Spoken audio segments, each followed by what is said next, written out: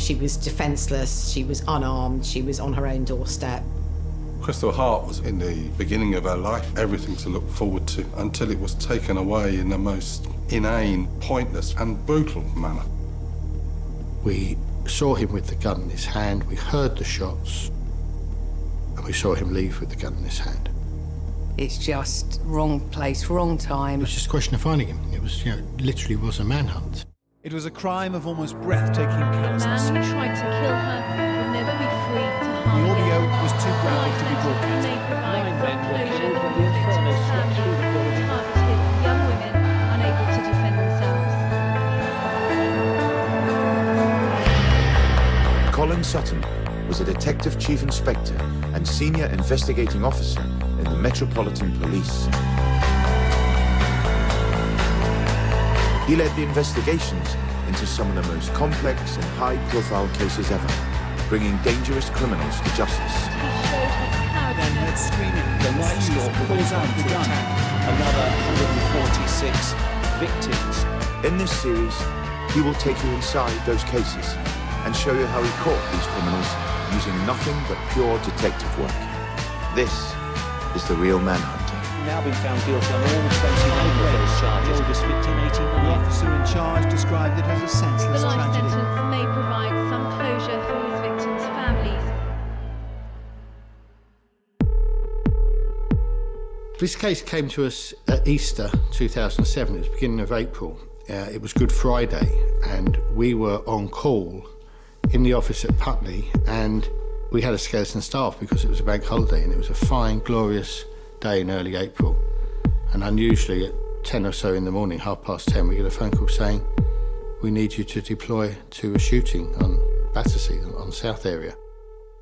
At that time, we were still getting the Levi Belfield case ready for court, still investigating it to a degree.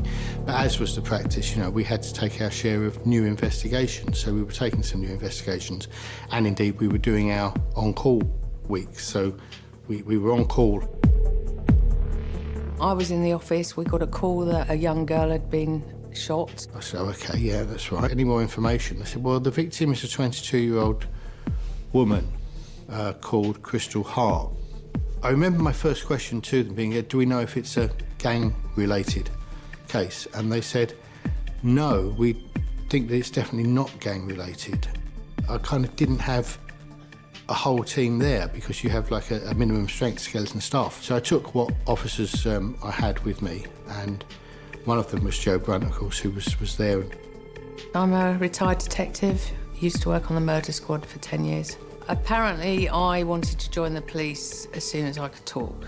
I think it was Juliet Bravo, the programme, that made me want to join the police, but I always wanted to join the police. Started in 1987 and ended it in 2017, having spent probably 28 years as a detective. Joe Brunt was somebody that I relied upon from the Levi Belfield case, and I was glad that she was available and there to come with me.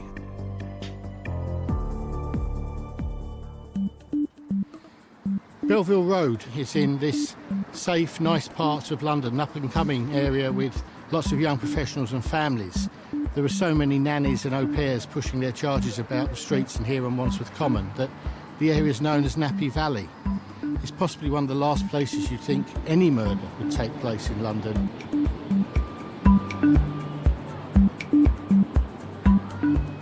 We arrived at this crime scene, which had been cordoned off before our arrival, and we met with a colleague of ours. Basically explained they believed at that stage it was a neighbour dispute. When we turn out to a new inquiry, it's always tinged with sadness because you know somebody has lost their life. But when we found out the circumstances surrounding Crystal's murder, it was just apparent what a real, absolute tragedy and senseless waste of life this one was. It was just, the sort of tragedy that even experienced murder squad detectives like my team, we were shocked by it. The local DI was here. He was an ex-murder squad detective, and he just explained that they'd already found out exactly what had happened. Crystal Hart was born and grew up in Battersea in southwest London. She was part of a quite large extended family, and it was in many ways a a traditional London family with people always supporting each other, family events, and they were very close. And she had been working as a secretary. She in fact, she worked in the office of the then Deputy Prime Minister, John Prescott, at one time. Lived very close to her mother, had a great relationship with her family. They were a typical salt of the earth type family, very, very close, told each other everything. Lived in a nice flat in Battersea, just had no problems, was starting a lovely life with her boyfriend. Angie Brewer lived in the flat downstairs from Crystal, so in the same building, but she had the ground floor of the house.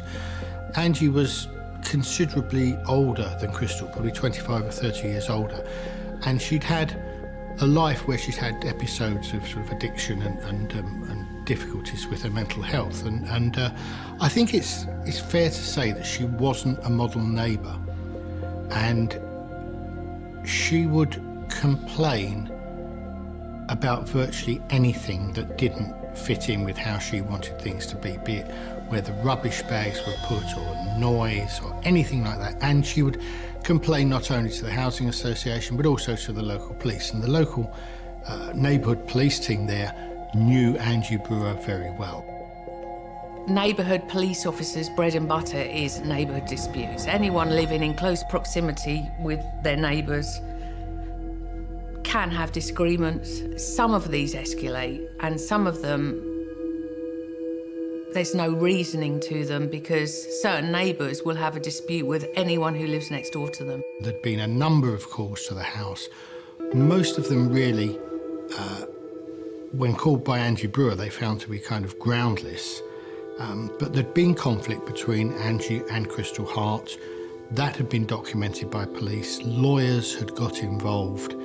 And so the relationship between the two ladies who lived in the flats on their own wasn't great. Thomas Hughes is, in many ways, a sad character. He's another local. His family had owned a house just less than half a mile from where Crystal lived through 3 generations since it was built in Victorian times. And he lived there with his mother. Although he was in his 40s, he lived there with his mother, who was very aged and very infirm. I first knew of Thomas Hughes when I very first joined the police, and at that time I was stationed in Battersea.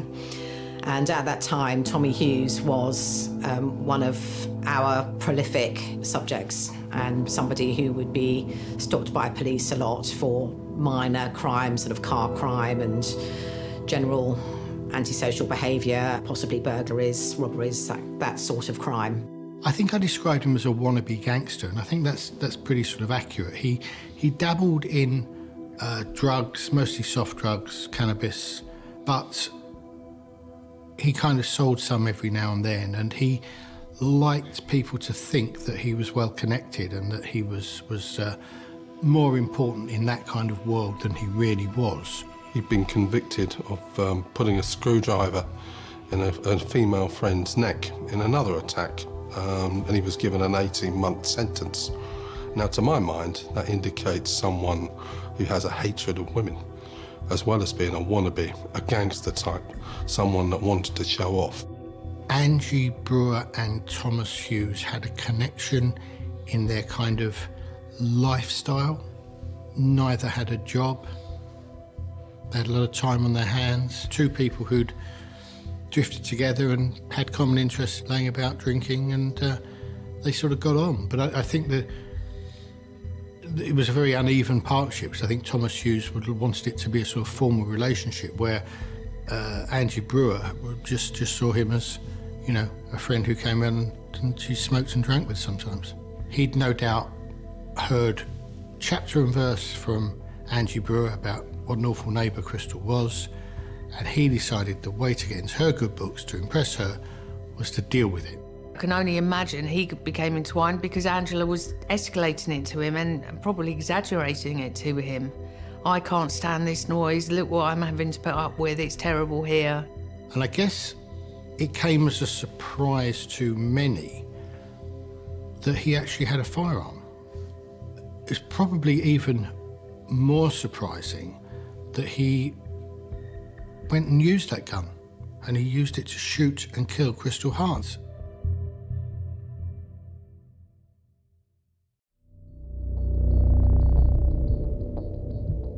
Angie Brewer had made a decision, I suppose, in this circumstance and after this incident, and her decision was that she was going to assist the police and tell the police whatever she could about what went on. And so she was the first person to give us a kind of accurate account of the events of that morning.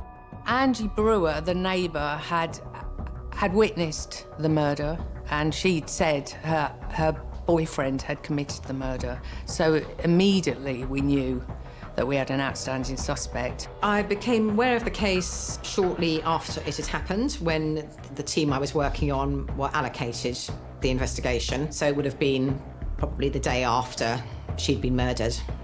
One of my colleagues was kind of witness liaison with Angie Brewer, and sometimes I went along with her because Angie was such a handful to deal with. She was the neighbour of Crystal Hart at the time and played a large role in what was to very sadly unfold. She told us that she had a boyfriend or a friend who was a man called Thomas Hughes, who lived less than half a mile away, and that he used to come round and bring things for her. And she kind of said herself that he wasn't her boyfriend, but she thought he had quite a soft spot for her and probably would like to have been her boyfriend. Earlier that morning, being Good Friday, he'd been round and he'd knocked on her door at about 9 o'clock or just after and brought her an Easter egg. And that when he went, he'd seen a man called David, who was Crystal Hart's boyfriend, partner, although he didn't live there, but he was there. And that there'd been some words exchanged between Hughes and David. David had left to go to work that morning, had, as I recall, slammed the gate, allegedly. Hughes had turned up with an Easter egg and they'd had words outside, just outside the house. David had taken down the registration number of Mr. Hughes, and maybe that had sent him over the edge. She said Thomas Hughes had gone away and then come back again about half an hour later. And she'd heard him bang on the door that led upstairs to Crystal's flat. And because he was making such a noise banging on the door, she kind of came to her front door, but she says she didn't open it. She was just listening to what was going on. And she heard Crystal come down the stairs and open the front door, and there were just a few words, and the next thing she heard was gunshots. And she heard a couple of gunshots, and she opened her front door and looked out, and she saw Thomas Hughes walking away with a revolver in his hand, going to his Volkswagen Golf car and driving away. When he was banging on Crystal's door that morning, Angela came to her door and opened it a crack, and she actually witnessed the murder. She basically said she was as shocked as anyone else when he turned up with a gun and shot her. As soon as we got there, we were pretty much aware that it was over nonsense. And then we went off to meet Crystal's family to try and get some background.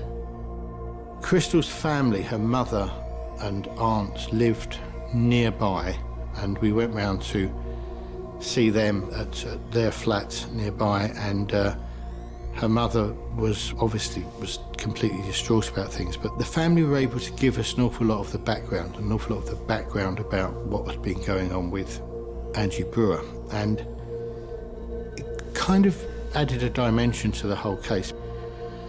We attended the address, which was very close to where the incident happened. I attended with Colin and a family liaison officer.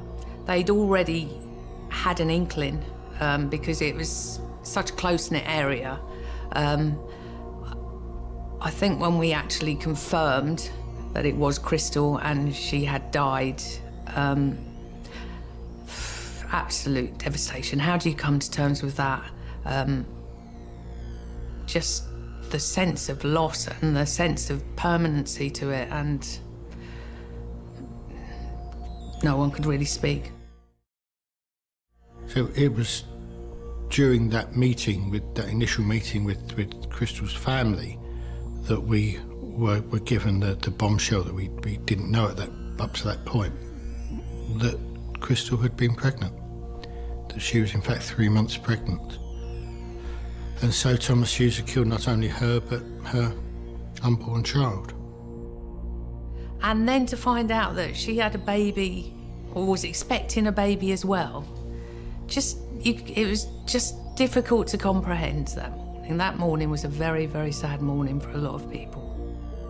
We heard about the existence of the CCTV that was going to give us a good idea of what went on. Both families had put CCTV on the front of their properties to show the disputes that were or were not taking place. Crystal had put CCTV on her front garden to show that they weren't slamming the gates, there wasn't a lot of noise because it had sound and vision, just to prove their point, because it wasn't going to go away. And we went from there back to our offices at Putney, and that was where I first viewed the CCTV, and it was so clear. It's one of those unusual investigations where we know exactly what happened and we know exactly who did it. And when we were able to retrieve the recording from that morning, it confirmed almost exactly what Angie Brewer had told us. We saw the visit by Thomas Hughes bringing her the Easter egg. We saw him leave. We saw him come back. We saw him with the gun in his hand. We heard the shots.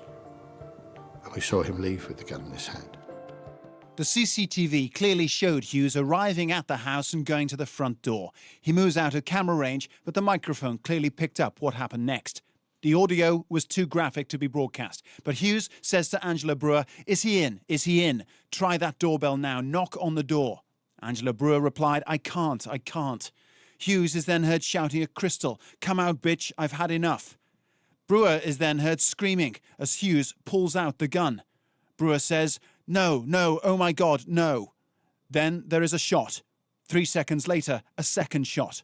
And the CCTV shows as Hughes calmly walks away, leaving Crystal Hart dead in her doorway. He executed her by shooting her twice through the head. She didn't... Just senseless, absolutely senseless. And horrific. His actions were so grossly and obscenely disproportionate to what the row was about. It was an innocuous row by all accounts. Neighbour disputes, where people fall out with their next door neighbour or their downstairs neighbour or something, is very rarely settled by shooting. You might have a fight or a bit of damage or something like that and police get called, but for it to escalate where it's solved and resolved by somebody shooting somebody is, I hadn't come across it before. Crystal's murder was a terrible crime because she was completely innocent young woman. She was pregnant and she opened the door to him and he shot her twice, point blank range, and for no reason, not that there ever could be a reason for doing that. He didn't take on her boyfriend. Her boyfriend had left. So he went back to get Crystal, who is seen as the easy target because he's a coward. He needed to be arrested, and the sooner the better. The most important thing at this point for Colin and his colleagues would have been to track Hughes down as quickly as possible, because you've got a man here armed with a revolver who's just shot a young woman dead for no apparent good reason. Quite clearly he would have been deemed a danger to the public and indeed the police. Basically, we had a man with a gun on the loose, a very dangerous man because he's executed one woman for no reason, as far as we were concerned, and he had nothing to lose. Once you're looking at life imprisonment, however many murders you complete, you still can only get life imprisonment. We know exactly what happened and we know exactly who did it and what his name is and what his car registration is and what his mobile phone number is, because Angie Brewer was giving us all this because she had little choice to, really. It was just a question of finding him. It was, literally was a manhunt.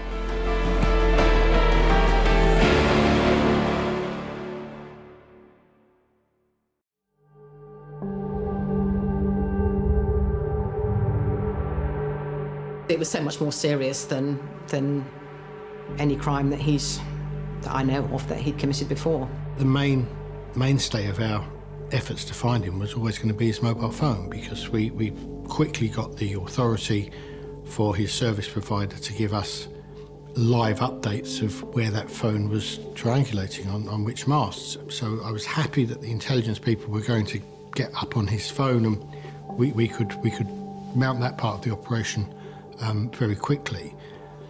We then had the home address to search, and we go down to Stannard's Road, round the corner, and there's this collapsing house. Obviously, we knew his name immediately, and he'd decamped from the scene, and the first place that you would look would be the home address. His home was nearby, and we went straight round there to see if we could see his car outside the address. And then we had to go and try and find Thomas Hughes. Yeah, and find out where he was, and he lived with his mum, didn't he? He lived with his mum, but he lived like, you could walk it virtually, couldn't you? It was so close. So, because we knew that he lived this close and lived with his mother. And difficult, isn't it? Because, you know, you and I were here, and we know that he's adrift with a gun. And you just got to hope that we're sort of driving I think we were in the old Green Zafira, weren't we? And, you know, you sort of just hope that it's the sort of car that a couple might drive or something like that, and that nobody's going to really know it's a police vehicle.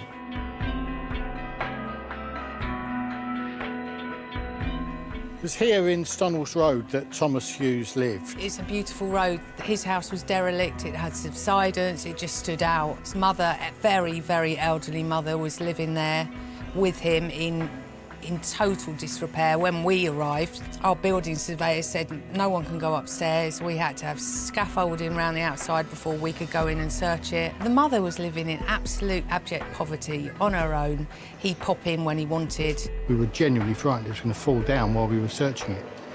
And they conducted the search. We found his mother in absolute squalor, and we took her away eventually to go somewhere where she could be cared for, because he clearly didn't care for her. And when the search was completed, it was the only thing we found of any note was that hidden behind some loose bricks at the back of the house was a cloth that had been used to wrap or to wipe a gun, and a few rounds of ammunition which may or may not have fitted the gun that he had. The suspect, Tommy Hughes, disappeared and went on the run, and there was various work done undercover to find out where he was. The kind of forensic work at the scene and the ordinary stuff was all taking place, but the focus very much and the priority very much was to find this man. It wasn't going to be difficult to prove he'd committed the murder because we had pictures and sound of him doing it, but it was just finding him and in finding him protecting the public from a gunman who'd just killed somebody and was still armed.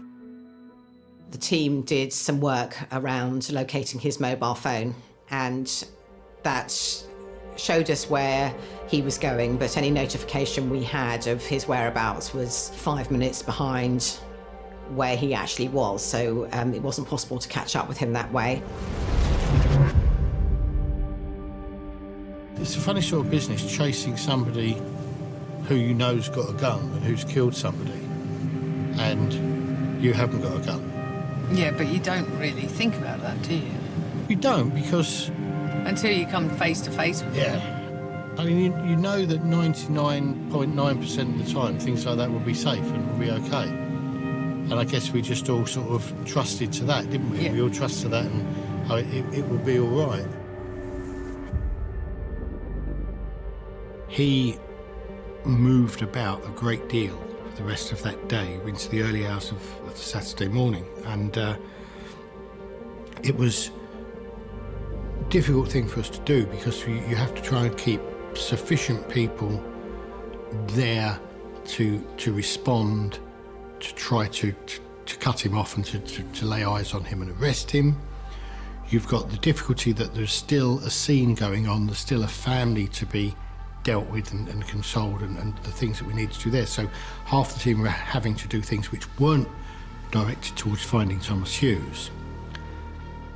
And all the time you've got the fact that he's murdered somebody with a gun and you don't have that gun and we hadn't recovered that gun. The pressure was huge because he had shot and executed an unarmed woman for what we could see as no reason. So what was to stop him shooting anyone else? So intense pressure because you're trying to save other people. You don't know what state of mind he's in. He's a dangerous man. We couldn't be armed and we couldn't have armed officers with us during this search for him. Something like looking for a man who's committed a murder with a gun of itself, on its own, isn't sufficient justification. So it would be difficult to know how we would get armed assistance. It was really one of those cases where we had to kind of suck it in the sea, and we had to try and find where he was and locate him, and then make a decision about how we approached him to try and take him into custody. Until you actually know where he is, there's not enough armed response to deal with where he could be. So we've got to try and find him as well as they were trying to find him. Myself and Joe Brunt and the other members of the team who were hurtling around South London trying to find this man who'd killed with a gun were armed with a stick and some CS spray, that was all.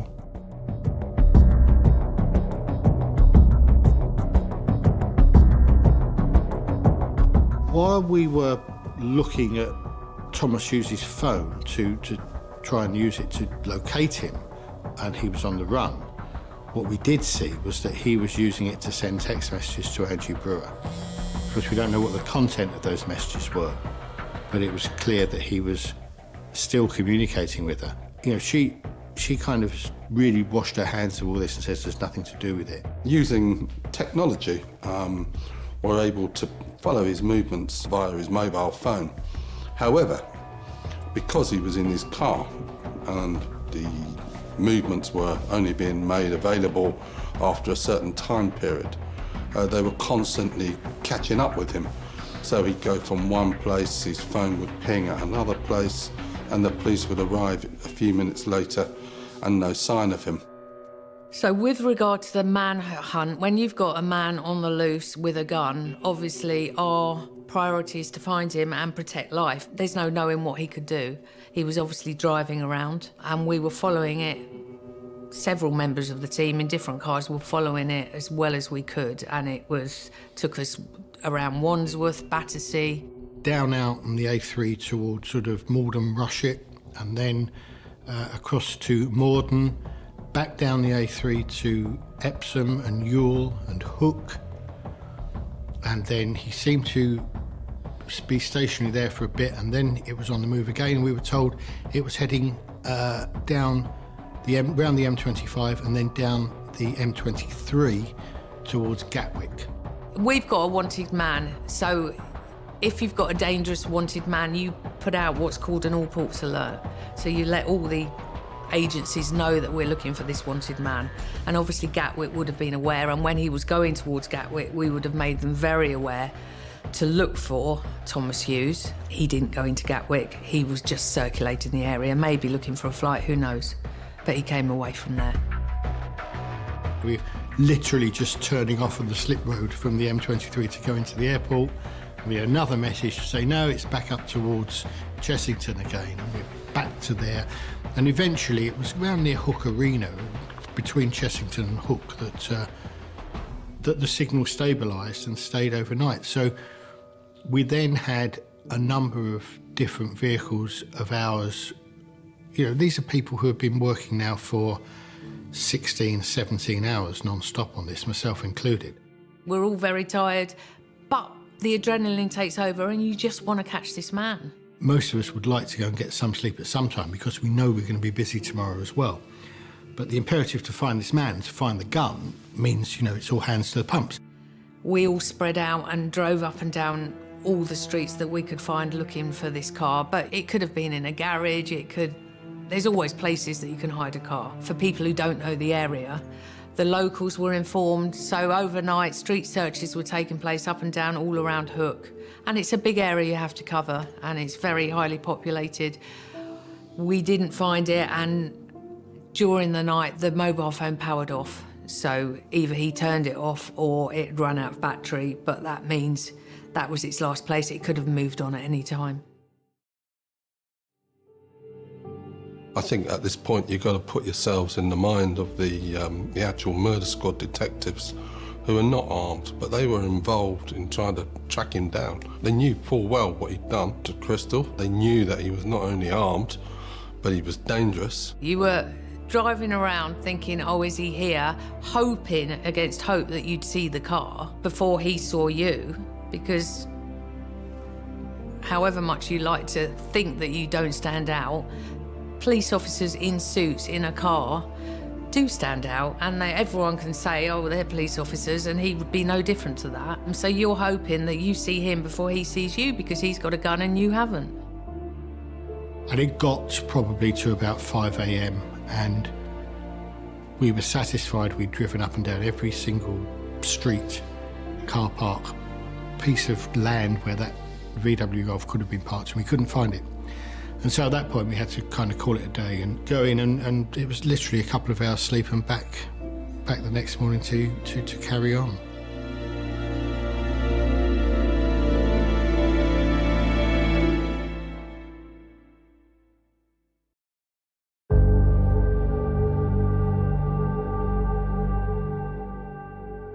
We were looking everywhere for, obviously, Thomas and his gun, and this pond came into the inquiry just because it was so close to the scene and it's somewhere that he could have thrown the gun. I think it's the third time, only the third time ever, that I used our divers, and it's the first time they never found anything. It's a very difficult thing to search in there. It's very dirty, although it's shallow. Who knows? Mud at the bottom. Thomas Hughes' gun could still be there. We never recovered it. The information we had that Thomas Hughes had a boat on the River Thames moored somewhere near Richmond, kind of a little bit odd in some ways, because, you know, there were some boats there that are pretty expensive and the moorings are pretty expensive, and we kind of think that was out of Thomas Hughes' league somewhat. But when we got there to find it, it was just really a kind of a small dinghy with an outboard motor and a canvas cover on the top.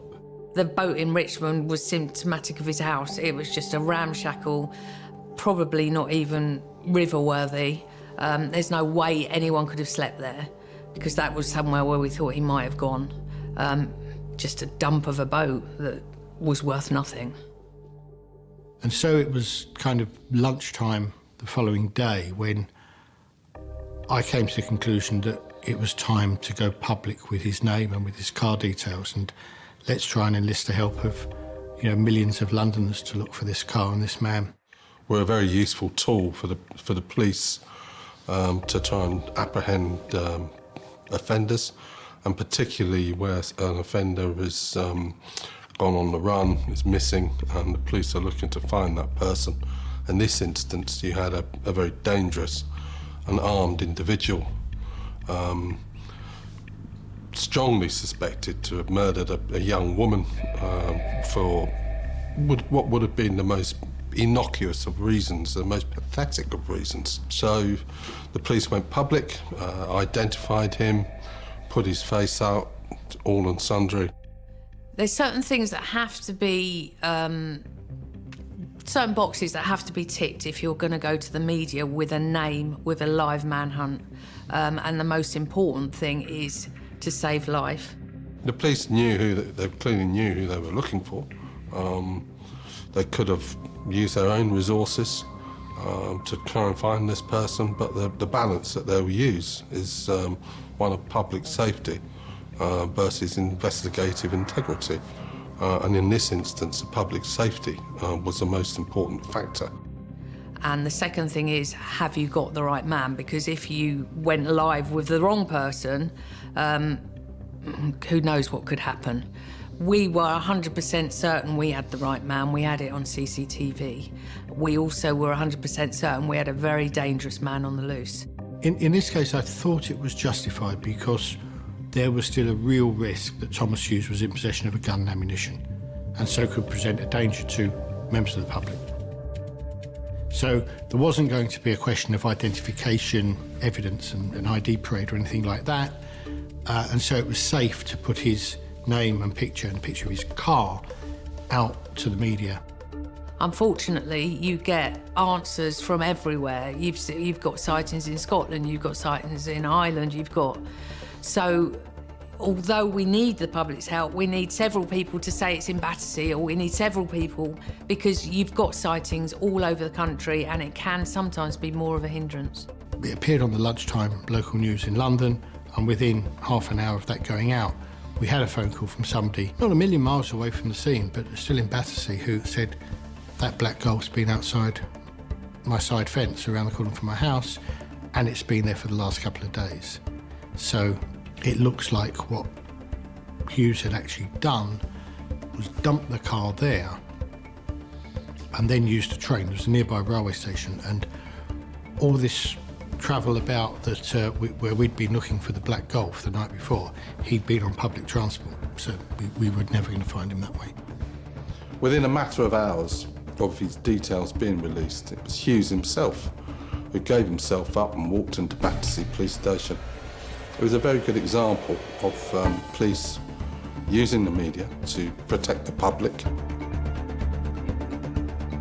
Out of the blue, the incident room received a phone call to say that Hughes had turned up at Battersea Police Station, said that people are looking for him, and obviously the police officers at Battersea were aware that he could be armed, so they'd left him in the front counter on the public side, phoned us and said, your man's here sitting, waiting for the police to arrive. Walked in and said, oh, I understand the police want to speak to me. So I thought, that's very good. I said, oh, OK, well, he's in custody, is he? And they said, well, not exactly, no. What's happened is he came in and said that he was Thomas Hughes, and we kind of looked it up and we realised that he's armed and could be dangerous. So what we've done is we've asked him to sit in the front office and wait for an armed response vehicle to come. He doesn't know that, obviously, and we're waiting for them to come so they can arrest him.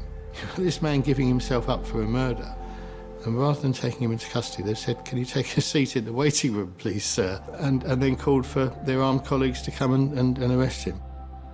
When I heard that he'd been arrested for the murder of Crystal Hart, it was quite shocking to see how his criminal life had progressed into that. Everything turned out OK. He played the game and he waited there in the front office, and the armed response vehicle turned up and he was arrested and delivered to us. I would say that a very dangerous man at that point was taken off the streets. Although we took his clothes and submitted them for analysis, that didn't give us any evidence. But we didn't need it. We had this film, which, you know, was all the evidence we really needed.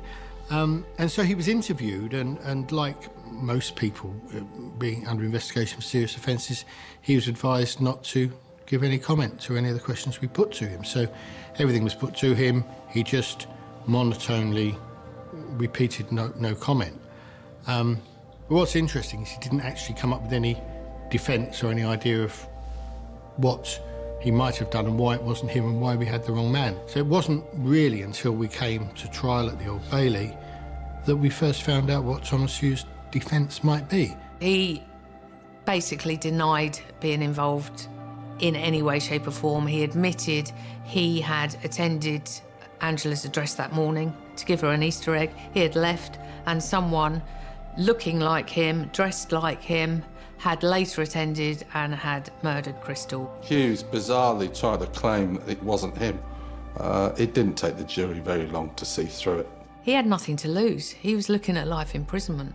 I presume he just thought, I'll give this a run. Well, I'll keep saying it's not me, and I might have a jury member or a few jury members who believe me, so I'm going to keep going with that and hopefully get off. Obviously he didn't. Thank goodness for everyone else.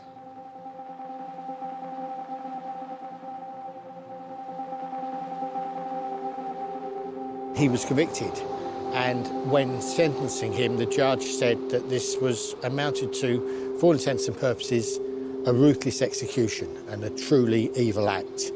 And he said that Hughes would have to serve at least 30 years of his life sentence before he could even apply for parole, which makes him something like 70 years old before he's even got a chance of being out of prison.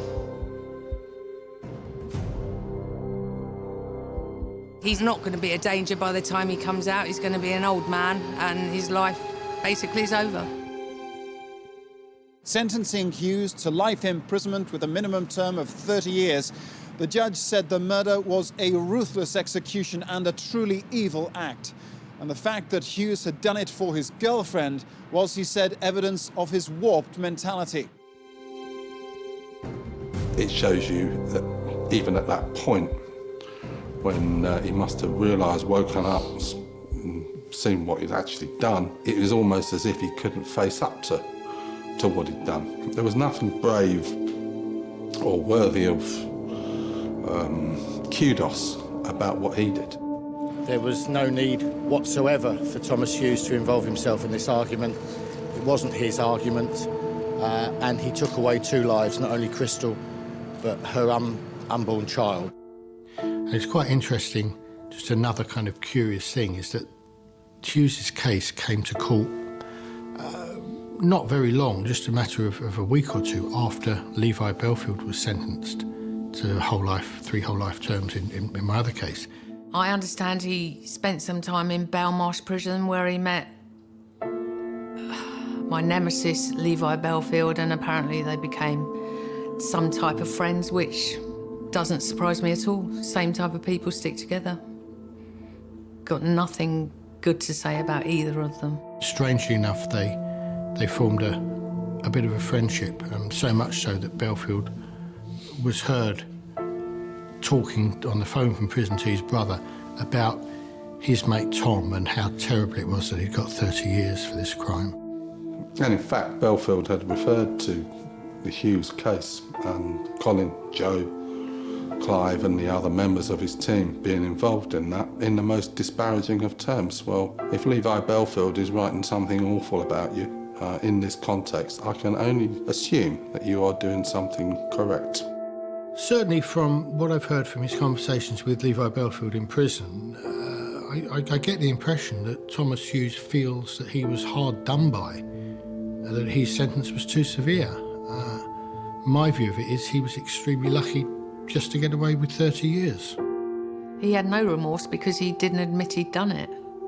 So no, totally unfazed by it all. He was a insignificant, rather weedy, scruffy individual that had just taken someone's life for no reason, so it's hard really to think of him as anything other than that.